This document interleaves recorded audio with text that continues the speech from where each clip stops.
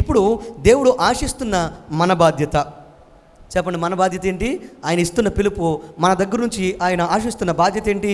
చెప్పండి, ఏంటది? నమ్మకముగా ఏంటది? నిరంతర నమ్మకము. ఏంటది? నిరంతర నమ్మకము, నిరంతర విశ్వాసము. ఎప్పటికీ చెలించని, ఎప్పటికీ వాడబారని, ఎప్పటికీ మారిపోని నమ్మకత్వాన్ని మన జీవితాల్లో నుంచి ఎవరు కోరుకుంటున్నారు? చెప్పాలి, ఎవరు కోరుకుంటున్నారు?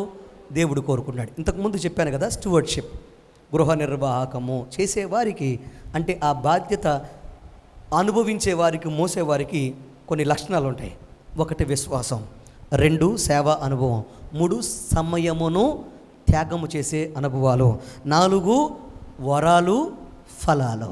ఎవరి చేత? దేవుని చేత మనకు అనుగ్రహించబడి. జాగ్రత్తగా, సమయం లేక నేను అన్నీ కూడా నేను జస్ట్ మీకు కోట్ చేసుకుంటూ వెళుతున్నాను, లోతుగా చెప్పలేకపోతున్నాను. రాసుకోండి జాగ్రత్తగా.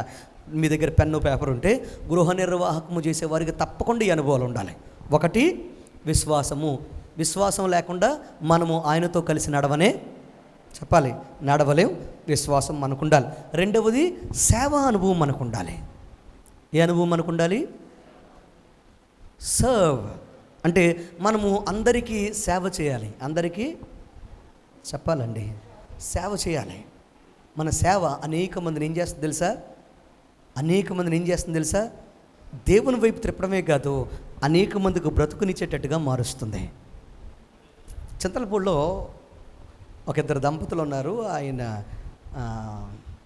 ఆయన టీచర్ అనుకుంటాను. వాళ్ళ ఆవిడ ఎండిఓ గారు. సో వాళ్ళకి బిడ్డలు ఉన్నారు. కుమార్తెకు పెళ్లి కాక చాలా ఇబ్బంది పడుతున్నారు వాళ్ళు. కుమార్తెకి పెళ్లి కాక ఇబ్బంది పడుతూ ఉంటే, మన మందిరానికి వచ్చి ఒక సహోదరు అందంట, చాలా సంబంధాలు చూస్తున్నారు కానీ సంబంధాలు సెట్ అవ్వట్లా. వాళ్ళు చాలా కాలంగా విసిగిపోయి బాధపడతా ఈ సహోదరి దగ్గర ఆ మాట పంచుకున్నారంటే, ఏమన్నా తెలుసా? చాలా బాధగా ఉందండి, మేము ఎంత ప్రయత్నాలు చేసినా, ఎంత కట్నాలు ఇవ్వడానికి ట్రై చేసినా మంచి సంబంధం రావట్లేదు మా యొక్క అమ్మాయికి అని బాధపడితే, అప్పుడు ఆ సహోదరి అన్న మాట ఏంటంటే, సరే మీ ప్రయత్నాలు మీరు చేస్తున్నారు కానీ మా అయ్యగారి దగ్గరికి తీసుకెళ్తాను, ప్రార్థన చేయించుకుందరు కానీ రండని ఇంచుమించుగా ఒక 4-5 సంవత్సరాల క్రితం అనుకుంటాను నా దగ్గర తీసుకొచ్చి ప్రార్థన చేయించారు. ప్రార్థన చేశాను. ఆ క్షణములో వారి జీవితంలో దేవుడు ఒక అద్భుతం చేశాడు. ఈరోజు వారిద్దరు వచ్చి నిలబడి మీరు ఆ రోజు ప్రార్థన చేశారు, మీకు గుర్తుందా? నేను ఎంత ఆనందించాను అంటే, ఆ రోజు మీరు ప్రార్థన చేశారు, ఆ ప్రార్థనకు ప్రతిఫలం ఇదిగో నా భర్త, ఆ ప్రార్థనకు ప్రతిఫలం ఇదిగో నా భర్త. ఎలాంటి అద్భుతమైన సంబంధాన్ని ఇచ్చారో తెలుసా దేవుడు? ఆ సహోదరుడు అమెరికాలో ఒక సాఫ్ట్వేర్ ఇంజనీర్. ఈ అమ్మాయిని వివాహం చేసుకొని తీసుకెళ్ళిపోయి అక్కడ ఆ అమ్మాయికి కూడా ఉద్యోగం వచ్చేటట్టు చేశాడు. ఇప్పుడు ఇద్దరు కలిసి అక్కడ ఉద్యోగం చేస్తున్నారంట. ఇది మీకు ఎందుకు చెప్పాను అని అంటే, ప్రార్థనలో ఉన్న గొప్పతనం మాత్రమే కాదు, ఆ ప్రార్థన చేయించడానికి ఒక సహోదరి సేవ చేసింది. ఎవరికి? ఒక కుటుంబానికి. దేవుని సన్నిధిలో ఆ సమయాన్ని కేటాయించి వారిని ఒప్పించి ఎక్కడికి తీసుకొచ్చింది? చెప్పాలి, దేవుని దాసుని దగ్గరికి తీసుకొచ్చి ప్రార్థన చేయించింది. ఆ ప్రార్థన ఫలించి వారు ఉన్నతమైన కుటుంబంగా కట్టబడ్డారు. ఇప్పుడు దాని ప్రతిఫలం ఈ సేవ చేసిన వారికి ఉన్నదంటారా? మాట్లాడరు ఏంటండి? ఉన్నదంటారా? ఈరోజు మీరు కొంతమంది భోజనం చేసి వెళతారు. ఇక్కడ మీరు భోజనం చేయడానికి కొంతమంది భోజనాన్ని సిద్ధపరిచారు, వండారు, కొంతమంది దానికి సహాయం చేశారు. ఇప్పుడు మీరు సంతృప్తిగా వెళితే దాన్ని వండిన వారికి, దాన్ని సిద్ధపరిచిన వారికి, దాన్ని సిద్ధపరచడానికి సహకరించిన వారికి దాని ప్రతిఫలం ఉండదంటారా? మాట్లాడరు ఏంటండి? గట్టిగా చెప్పాలి, మరి గట్టిగా చెప్పాలి. సేవ చాలా, అందుకోసం యేసుప్రభువు అన్నారు, దేనికి వచ్చాను నేను? చెప్పాలి గట్టిగా, నాకు వాక్యాలు పూరించాలి మీరు. నేనేం చేయడానికి వచ్చాను? నేను సేవ చేయించుకోవడానికి రాలేదు, నేను సేవ చేయడానికి వచ్చాను. దేవునికి స్తోత్రం చెప్పండి, హల్లెలూయా. ప్రియతముడు చెల్లి, ప్రియ సహోదరి సహోదరుడా, ఈరోజు ఈ లక్షణాలు నీలో ఉంటే నువ్వు తప్పకుండా దీవించబడతావు. అందరికీ ఒకరోజే ఉంటుంది, 24 గంటల సమయం ఉంటుంది. కానీ ఆ సమయంలో దేవునికి ఎంత సమయం కేటాయిస్తున్నావు అన్న దాని మీద నీ భవిష్యత్తు, నీ గృహ నిర్వాహకములో నువ్వు చూపించే త్యాగము అందులో దాచబడి ఉంటుంది. వింటున్నారా? సమయము ఆయన నీ దగ్గర కోరుకునేది సమయము. దేవుడు నీకు ఇచ్చిన బాధ్యతల్లో మీరు గమనిస్తే, ఇంతకుముందు చెప్పాను, మీకు గుర్తుందో లేదో కానీ సమయం లేక ఆ విషయాన్ని మీకు నేను లోతులోకి వెళ్ళలేకపోతున్నా, కానీ కోట్ చేసుకొని రాసుకోండి. హానోకు 360 సంవత్సరాలు బ్రతికాడు. ఎన్ని చెప్పాలి? 360 సంవత్సరాలు బ్రతికాడు. ఈ 360 సంవత్సరాలు 60 సంవత్సరాలు తన యొక్క జీవితంలో సంసారం చేసి తన కుటుంబాన్ని జాగ్రత్తగా కాపాడుకుంటూ దాన్ని పోషించుకుంటూ 60 సంవత్సరాలు తన బిడ్డలను కని, అంటే తన కుమారులు కుమార్తెలను కని తన జీవితాన్ని జీవించి మిగతా 300 సంవత్సరాలు దేవునితో నడిచాడు. ఎవరితో? 360 సంవత్సరాలు దేవుడు ఆయుష్నిస్తే 60 సంవత్సరాలు తన కుటుంబం కోసం తన జీవితాన్ని వెచ్చించి మిగతా 300 సంవత్సరాల సమయాన్ని ఎవరికి ఇచ్చాడు? చెప్పాలి గట్టిగా, దేవునికి ఇచ్చాడు. నా ప్రియతముడు చెల్లి, ప్రియ సహోదరి సహోదరుడా, సమయము ముఖ్యం. చెప్పండి గట్టిగా చెప్పాలి, సమయం. ఇంకొంచెం గట్టిగా చెప్పాలి, సమయం ముఖ్యమైనదే. సరైన సమయంలో సరైన పని చేస్తే దానికి నీకు ప్రతిఫలం, ఆశీర్వాదం దొరుకుతుంది. నిర్లక్ష్యము మనలో ఉండకూడదు. నాకు ఈ వాక్యం చదివినప్పుడల్లా చాలా భయం అనిపిస్తూ ఉంటుంది. ఎందుకనంటే నిర్లక్ష్యం వల్ల దేవుని ఆశీర్వాదాలు కోల్పోతామేమోనని. నా చిన్నప్పుడు నేను బుర్రకథ విన్నాను, ఈ వాక్యం అంత బలంగా గుర్తు ఉండడానికి. ఆ బుర్రకథలో జాగ్రత్తగా వినండి. బుర్రకథలో 3 ఉంటారు. ఒకళ్ళ కథ చెప్తూ ఉంటారు, ప్రక్కన ఒకడు హాస్యగాడు అంటాడు, ఇంకొకడు తందాన అంటూ ఉంటాడు, ఇలా కొట్టుకుంటా. ఒకప్పుడు నేను చిన్నప్పుడు విన్న బుర్రకథ ఏంటంటే యాకోబు గురించిన కథ.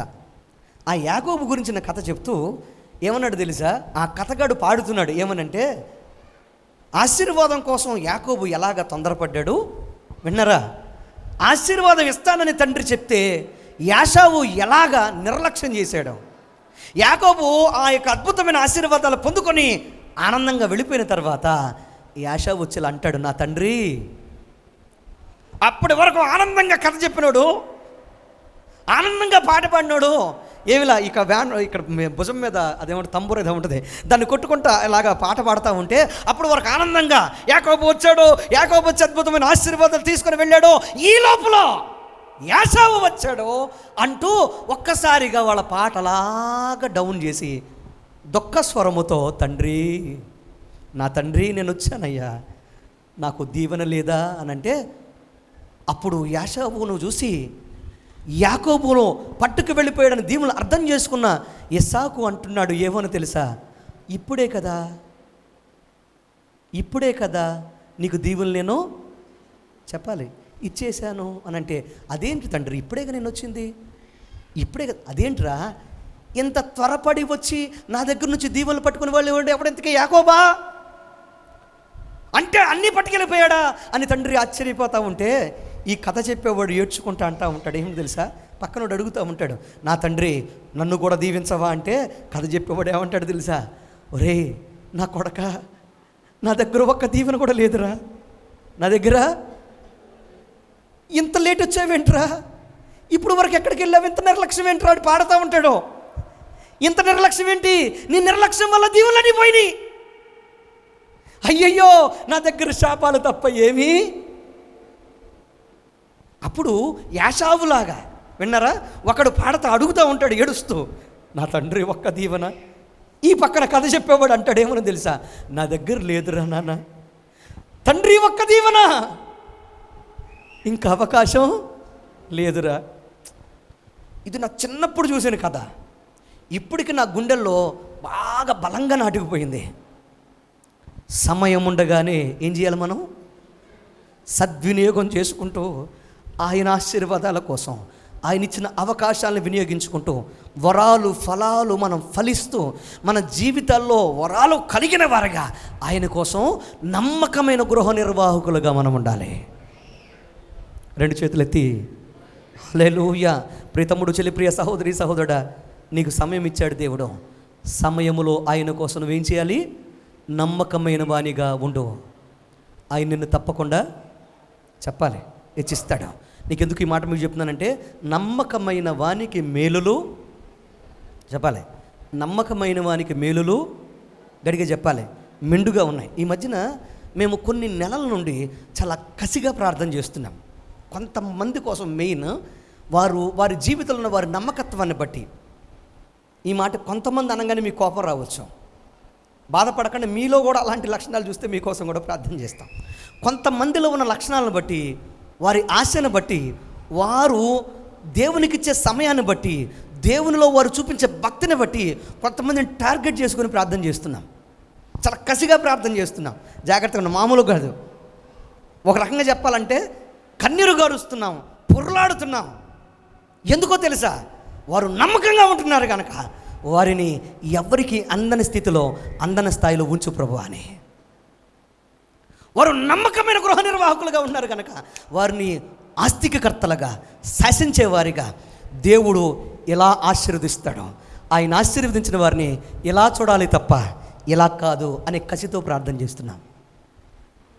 2 చేతులు ఎత్తి. అది మంచిది అన్నవారు చప్పట్లు కూడా దేవుని నామాన్ని కనపరచాలి. తప్పకుండా చెప్తున్నాను వినండి, నమ్మకమైన వారిని ఎవడూ పాడు చేయలేడు. నమ్మకమైన వారిని చెప్పాలండి. ఇంతకుముందు చెప్పాను కదా, నమ్మకంగా సేవ చేసిన, విన్నారా? ఎలీషా ఎముకలే, ఎండిన ఎముకలే, చచ్చిన శవానికి జీవాన్ని ఇస్తే నమ్మకంగా ఆయన వైపు చూసిన వారిని దేవుడు హెచ్చించడా? మాట్లాడరు ఏంటండి? దేవుడు హెచ్చించడా? వారిని ఆస్తిక కర్తలుగా చేయడా? వారిని అధికారం కలిగిన వారిగా చేయలేడా? వారిని ఆశీర్వదించలేడా? వారిని నిలబెట్టలేడా? వారిని ఎంత తొక్కాలని ప్రయత్నం చేసినా, ఎంత పాడు చేయాలని ప్రయత్నం చేసినా, దేవుని సేవకునిగా దేవుని మందిరంలో బలిపీఠం మీద ఉండి చెప్తున్నాను, నా ప్రియ తమ్ముడు, చెల్లి, ప్రియ సహోదరి, సహోదరుడా, అలాంటి వారిని కనీసం ఈ వెంట్రుకను కూడా ముట్టుకోలేడో. ఎందుకు ఈ మాట చెప్తున్నానంటే, వారిని కాపాడేది దేవుడో, వారిని హెచ్చించేది దేవుడో, వారిని నిలబెట్టేది నా దేవుడో. గడిగా చెప్పలు కూడా దేవుని నామాన్ని కనపరచండి. అందుకోసమే ఆ మాట అన్నాడు, నిన్ను ముడితే నా కనుగుడును చెప్పాలి, నిన్ను ముడితే నా కనుగుడును ముట్టినట్టే అని. ఊరికి నన్నలా నమ్మకంగా ప్రార్థన చేయండి, నమ్మకంగా ఉపవాసాలు ఉండండి, నమ్మకంగా ఆయనకు సేవ చేయండి, నమ్మకంగా ఆయన సన్నిధిలో మీరు ఆయనకు సమయం ఇవ్వండి, నమ్మకమైన గృహ నిర్వాహకులుగా ఉండండి. దేవుడు మిమ్మల్ని ఆశీర్వాదాలతో, దీవెనలతో ఆయన నింపి ఘనమైన వారిగా ఆయన మిమ్మల్ని ఆశీర్వదిస్తాడు. దేవునికి స్తోత్రం చెప్పండి. హల్లెలూయా. పరిశుద్ధ లేఖనంలో చాలా అద్భుతమైన వ్యక్తులు ఉంటారో, జస్ట్ నేను కోట్ చేస్తున్నాను. నమ్మకమైన వారిగా ఉన్నవారు ఎవరయ్యా అంటే, అపోజిట్ పౌలు నమ్మకంగా ఉన్నాడు. దేవుడు పౌలుని ఏం చేశాడు తెలుసా?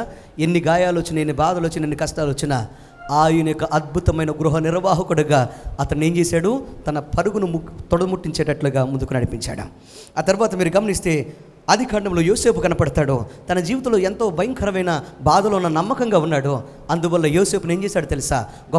గొప్ప సామ్రాజ్యానికి అతనిని ప్రధానమంత్రిని చేసి తన రాజ్యంలో నమ్మకమైన పాత్రగా నిలబెట్టాడు. యేసు శిష్యులను మీరు గమనించండి, ప్రభుని యేసుక్రీస్తు యొక్క శిష్యులను మీరు గమనించండి. ఆయన ఆరోహణమైన తర్వాత వారు ఎన్నో కష్టాలు పడ్డారు, ఎన్నో శ్రమలు పడ్డారు. కానీ దేశ విదేశాలకు వారు నడిపించి ఆయన రాజ్యాన్ని విస్తరింపజేసి మరణంలో కూడా నమ్మకంగా ఉండడాన్ని బట్టి ఈనాడు అనేక మంది వారి రక్తపు చుక్కల మీద, వారు వేసిన రక్తపు పునాదుల మీద ఆయన సంఘాన్ని నిర్మించి ఆయన వారిని వాడుకున్నాడు. ప్రియ తమ్ముడు, చెల్లి, ప్రియ సహోదరి, సహోదరుడా, చెప్పుకుంటా పోతే అనేక మంది జీవిత చరిత్రలు చెప్పాలి. కానీ ఒక మాట చెప్తాను విను.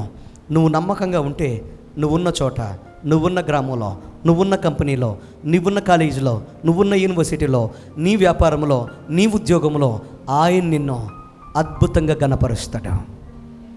హల్లెలూయా. బలహీనతలు ఎంత నీ మీదకు వచ్చినా బలమైన దేవుని సన్నది నిన్ను భయంకరంగా ఏం చేస్తుంది తెలుసా? హెచ్చించి, ఆశీర్వదించి, బలపరిచి ఆయన ప్రభావం నీలో నీవు చూసేటట్లుగా, అనేక మంది చూసేటట్లుగా నిన్ను నిలబెడుతుంది. అయితే అంటావా ఈరోజు నువ్వు, ఒకవేళ నువ్వు అంటావేమో నేను ఒంటరినండి అని. ఆయన అంటున్నాడు నేను నీకు తోడుగా ఉన్నానని. నువ్వు అంటావేమో నేను విఫలమయ్యాను, నేను చాలా బాధపడుతున్నాను, ఇబ్బందుల్లో ఉన్నానని. కానీ ఆయన అంటున్నాడు నిన్ను ఎప్పుడు కూడా నిన్ను విడువను, నిన్ను ఎడబాయను, నువ్వు ఓడిపోయిన చోటే నేను నీతో ఉంటాను అని ఆయన వాగ్దానం చేస్తున్నాడు. ప్రియ తమ్ముడు, చెల్లి, ప్రియ సహోదరి, సహోదరుడా, ఈరోజు నీ ప్రశ్న ఏదైనా కానీ ఆయన దగ్గర సమాధానం ఉంది. కానీ ఆయన వేసిన 2 ప్రశ్నలకు నీ దగ్గర సమాధానం ఉందా లేదా ఒక్కసారి నువ్వు ఆలోచన చేయి. ఆయన ప్రశ్న వేశాడో, ఆయన ప్రశ్న ఏంటంటే, నా పట్ల నువ్వు విశ్వాసం కలిగి నమ్మకం కలిగి ఉంటావా? రెండవది, నేను నిన్ను నమ్మొచ్చా? నేను నిన్ను నమ్మొచ్చా? ఈరోజు ఈ 2 ప్రశ్నలకు నువ్వు జవాబు చెప్పు.